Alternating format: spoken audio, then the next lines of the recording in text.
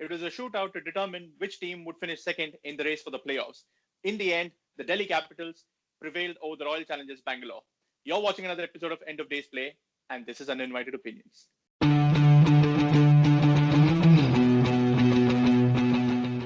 Let's take a quick look at the scorecard for the day. Delhi Capitals won the toss. Predictably, they chose to bowl first, and then their bowlers put in an excellent shift to restrict RCB to just a little over 150. For RCB, there was really no momentum in the batting innings. Devdutt Padikkal, was again the top scorer with some useful contributions from AB de Villiers and Virat Kohli, but that big finish never came. Delhi Capitals bowlers, they raised their game today, and Nokia and Kagiso Rabada, after a couple of, you could say, quiet games, they came back to the party, ably assisted by the canny spin of Ravi Ashwin. Uh, Delhi Capitals, in return, were on cruise control for a majority of the chase, expertly guided home by Ajinkya Rahane, who made a very useful half century coming back into form, as well as Shikhar Dhawan. In the end, RCB's bowlers didn't have a great total to defend. And despite what happened today, both teams still qualify for the playoffs. Nags, what are the impressions of the game? I don't think it was a game worthy of a second versus third place final finisher. Yeah. In terms of quality, at least, I had expected a lot more. I feel both the teams were largely tentative going into the game and knowing what were the things at stake. At least both the teams, I think, are going to be mighty pleased and relieved that they have qualified. Bangalore a little bit disappointed, in addition to just being relieved that they had a golden opportunity to finish second. But nevertheless, they are at least on the qualifiers list, currently placed at number 3. And both of them at least ensured that the margin of victory was such that KKR did not have a sneak in terms of the net run rate.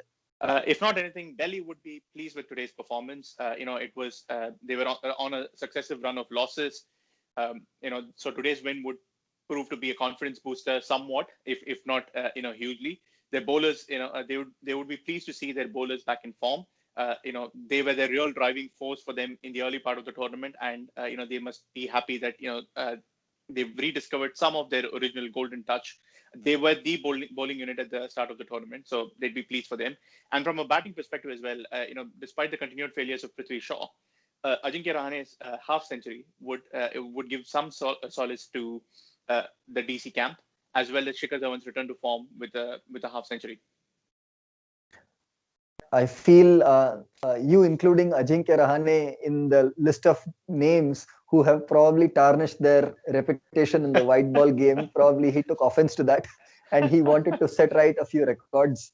So it was tailor-made for his style of play, where it was a large field and not a very challenging total. And he was in early at the fall of Prithvi Shaw. So he had a golden opportunity to set the things right.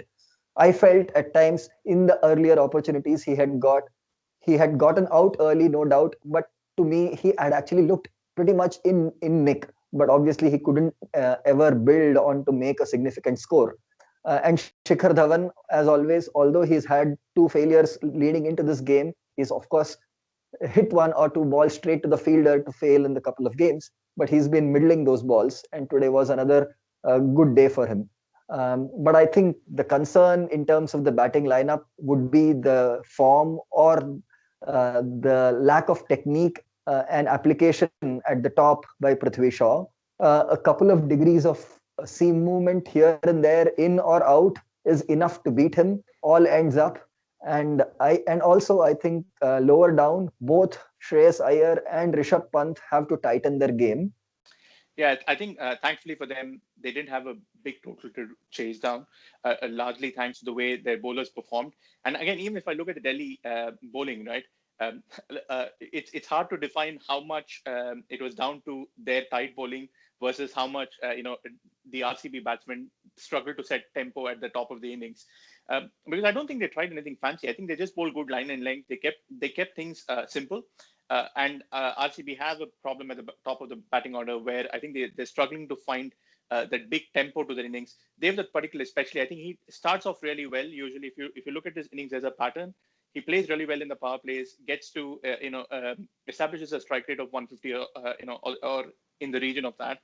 And then he really struggles to kick on after, once he's reached 60, 65. I think he's yet to find that gear where he can kick on and, get accelerate to say 100 and get his team to very commanding total. You always see that he, falls somewhere in the region between 60 to 80, trying to up the scoring rate. And Kohli and De Villiers have been slightly off boil as well. They've been struggling to get the timing right. They've not managed to get those big late over finishes that that they really want. And I think that's what's holding back RCB. I don't think their bowling unit has done all that badly in the recent games. I think it's probably down to their batting, which is probably letting them down. Probably again, I think at the post-match interview, Kohli did allude that it could be down to the tentative nature of the significance of this game, that probably they were a little too cautious to not step on the gas early. And that's why the momentum required in the innings was never there. AB de Villiers also has been, as you said, slightly off color. He did deposit a few full tosses here and there, but it was good to see the South African duel in the middle. It was Rabada and Nokia at one end, and it was de Villiers and Chris Morris's brief stay in the middle. So it was all the Proteas taking on each other. And JP Duminy in the comms box. True. So I think all in all, it's a result which both teams would not be too displeased with. RCB would figure. I mean, they would have preferred if they'd finished at number 2, but number 3 is not that bad either. It still keeps them in the competition. Your pick for the man of the match? Do you agree with Anrich Nortje as a choice for the day?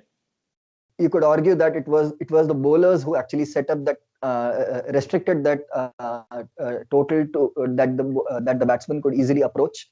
Had one of Shikhar Dhawan or Ajinkya Rahane seen their team through and remained not out, they would have been a compelling choice for being the man of the match. So I'm fine with Nortje being the man of the match. Yeah, and I think it's probably the bowlers who set up the win. So as you said, I don't disagree with Nortje as a choice. Right. Tomorrow is the last league game of the 2020 IPL, and that game still remains relevant because it's the Sunrisers Hyderabad who still have a chance of making it to the playoffs if they manage to overcome the Mumbai Indians. So who's going to be watching tomorrow's game keenly? It's going to be, the Sunrisers Hyderabad fans for sure. It's going to be the Kolkata Knight Riders fans because, their destiny depends on, what happens in tomorrow's game. And probably also RCB because they'd be keen to know who they're going to play in the eliminator. So do you think Sunrisers can pull one over MI? Never say never, obviously. They would obviously need to be on their toes in all their departments to take on the mighty MI. But I believe, just like today's game, the toss will again have a major say in the outcome of the game. Yeah, and I think my only hope is that Sunrisers don't sort of put too much pressure on themselves. Just treat this as another game and play with the level of freedom that they've shown in the past couple of games. Effectively, it's been a knockout game over the last 2 games for them in any case. So I hope they just treat this as just another game. And I'd also be interested to see if Mumbai make any changes or they still field their strongest 11. They could be wary of not exposing some of their players to an injury just before the playoffs. So that's another one to keep an eye out for. That's a wrap on today's episode. Thank you so much for watching. If you like this video, please like and share it with your friends. Subscribe to our channel to keep more videos coming your way. And as always, we'll see you again tomorrow. Until then, good night.